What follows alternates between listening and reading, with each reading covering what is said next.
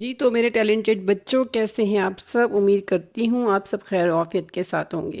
Video کے اختتام میں یا شروع میں میری کوشش ہوتی ہے کہ آپ کے ساتھ کوئی ایک ایسا جملہ ضرور شیئر کروں جو آپ کو متحرک کرے، پرجوش کرے اور آپ کو موٹیویٹ کرے آگے بڑھنے کے لیے اور روزانہ کی بنیاد پر کچھ نیا کرنے کے لیے۔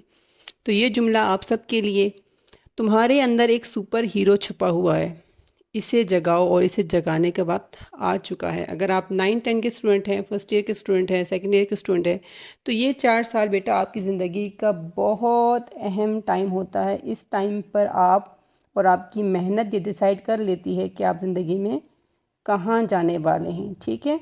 کون سا جو ہے اسٹیٹس اور کون سا مقام آپ حاصل کرنے والے ہیں۔ یہ 4 سال آپ کی زندگی کا بہت اہم دور ہوتا ہے اور یہی 4 سال آپ کی زندگی کا ڈیسائیڈ کرتا ہے کہ آپ نے کیسی زندگی گزارنی ہے۔ تو انشاءاللہ امید ہے کہ آپ سب جو ہے اپنے اندر چھپے ہوئے اس ہیرو کو لازمی تلاش کریں گے۔ تو چلتے ہیں آج کی ویڈیو کی طرف۔ جیسے کہ ہم نے پچھلی ویڈیو میں تشبیہ کے بارے میں ہم پڑھے تھے اور آج ہم تشبیہ کے ارکان کے بارے میں پڑھیں گے۔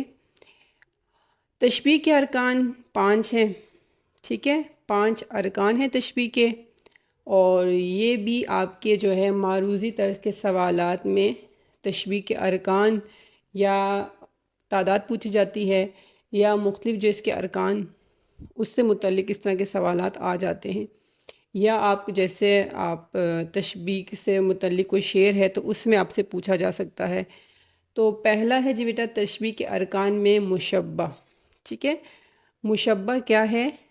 جیسے میں نے یہاں پر ایک جملہ لکھا ہوا ہے: طاہر تو حاتم کی طرح سخی ہے۔ یہ جملہ ہے، اس جملے کو آپ نے ذہن میں رکھنا ہے اور کوشش کریں جب ویڈیو دیکھ رہے ہوں اور سن رہے ہوں تو آپ اپنے پاس ایک کاپی اور پینسل سے ساتھ ساتھ اس جملے کو لکھتے ہوئے ایک ایک پوائنٹ کو ذہن میں رکھتے ہوئے اس جملے میں سے آپ نے ارکان تشبیہ الگ کرنا ہے اور اس کی پریکٹس ساتھ ساتھ کرنی ہے۔ تو انشاءاللہ ویڈیو کے اختتام میں آپ کا یہ کانسیپٹ کمپلیٹلی آپ اس کو انڈرسٹینڈ کر چکے ہوں گے۔ مشبہ ہے وہ چیز جسے کسی دوسری چیز کے مانند قرار دیا جائے۔ یہاں پر طاہر کو میں نے ہائی لائٹ کیا ہوا ہے، طاہر ہے۔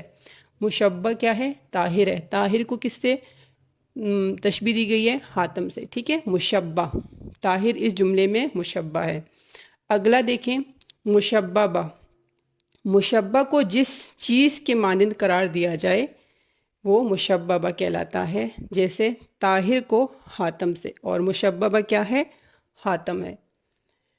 وجہ مشبہ، وہ خوبی جس کی بنا پر مشبہ کو مشبہ بہ سے تشبیہ دی جائے وجہ مشبہ کہلاتا ہے۔ اب طاہر ہے، اس کو کس خوبی کی بنا پر ہم نے حاتم سے تشبیہ دی ہے؟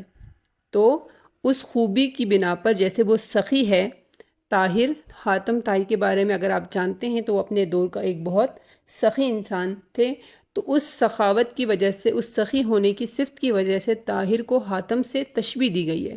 اور وجہ مشبہ کیا ہے؟ یہاں پر سخی ہونا یا اس کی سخاوت ہے، جس کی وجہ سے طاہر کو حاتم سے تشبیہ دی گئی، ٹھیک ہے؟ غرض تشبیہ کیا ہے؟ غرض مطلب مقصد، کیا مقصد ہے اس جملے کا، ٹھیک ہے؟ تشبیہ دینے کا کیا مقصد ہے؟ وہ مقصد جس کی وجہ سے تشبیہ دی گئی، ٹھیک ہے؟ اس کو ہم کیا کہیں گے؟ غرض تشبیہ کہیں گے۔ سخاوت کو ظاہر کرنے کے لیے ہم نے یہاں پر طاہر تو حاتم کی طرح سخی ہے، تو اس مقصد کو ظاہر کرنے کے لیے، طاہر کی سخاوت کی جو خوبی ہے اس کو ظاہر کرنے کے لیے حاتم سے تشبیہ دی گئی ہے، ٹھیک ہے؟ طاہر کے اندر سخاوت اور سخی وہ صفت بہت پائی جاتی ہے، جس کی بنا پر اس کو تشبیہ دی گئی، کس سے؟ حاتم سے۔ اور حرف تشبیہ کیا ہے؟ حرف وہ تشبیہ دینے کے لیے استعمال ہو، ٹھیک ہے؟ وہ حرف جو تشبیہ دینے کے لیے استعمال ہو اس کو حرف تشبیہ کہتے ہیں، جیسے جیسا، طرح۔ جیسے یہاں پر طاہر تو حاتم کی طرح سخی ہے، کی طرح تشبیہ ہے، ٹھیک ہے؟ تو یہاں پر کیا ہے، حرف تشبیہ کیا ہے، طرح ہے۔ تو مشبہ، مشببہ، وجہ مشبہ، غرض تشبیہ اور حرف تشبیہ۔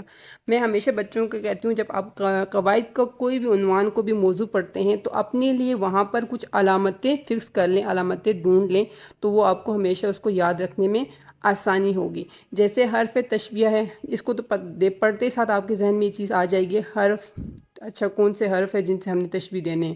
اس سے پچھلے ویڈیوز میں نے آپ کے ساتھ شیئر کیا تھا، جیسے کی، طرح، جیسا، جیسی، سی، ٹھیک ہے، اس طرح کے حرف ہے وہ تشبیہ کے لیے استعمال، جہاں پہ یہ الفاظ آئیں گے آپ کو ایک دم آپ کے ذہن میں یہ چیز آ جائے گی، اچھا یہ تشبیہ استعمال ہو رہی ہے۔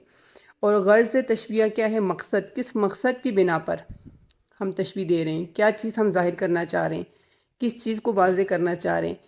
تو یہاں پر ہم سخاوت کو ظاہر کرنا چاہ رہے ہیں، اس کی سخی ہونے کی جو خوبی ہے، صفت ہے اس کی، اس کو ظاہر کرنے کے لیے ہم تشبیہ دے رہے ہیں، ٹھیک ہے۔ اور وجہ مشبہ کیا تھا، وہ جو اس کے اندر خوبی ہے، طاہر بھی سخی ہے، حاتم طاہر بھی سخی ہے، ٹھیک ہے، حاتم جو ہے وہ بھی سخی تھے اور طاہر بھی، اس کے اندر وہ سخاوت اور سخی کی خوبی ہے، تو دونوں کی جو ہے خوبی کیا ہے، مشترک ہے، ایک ہی خوبی دونوں میں پائی جاتی ہے، اس کی وجہ سے ہم نے طاہر کو حاتم سے تشبیہ دی۔ تو یہ تشبیہ کے 5 ارکان ہیں، اور یہ آپ نے ساتھ لکھ کر اس جملے کو، اور اس جملے میں سے آپ نے مشبہ، مشببہ، وجہ مشبہ، غرض تشبیہ اور حرف تشبیہ کو الگ الگ کرنے کے بعد خود اپنی پریکٹس کے لیے، اپنی آسانی کے لیے، اپنے فہم کو مزید پختہ کرنے کے لیے 3-4 جملے بنائیں، اور ان جملوں میں سے آپ ارکان تشبیہ الگ کریں، ٹھیک ہے۔ امید ہے کہ آپ کو یہ سمجھ آ گئی ہوگی اور بہت اچھا آپ اس کو کر لیں گے، ٹھیک ہے۔ اوکے بیٹا، اللہ حافظ۔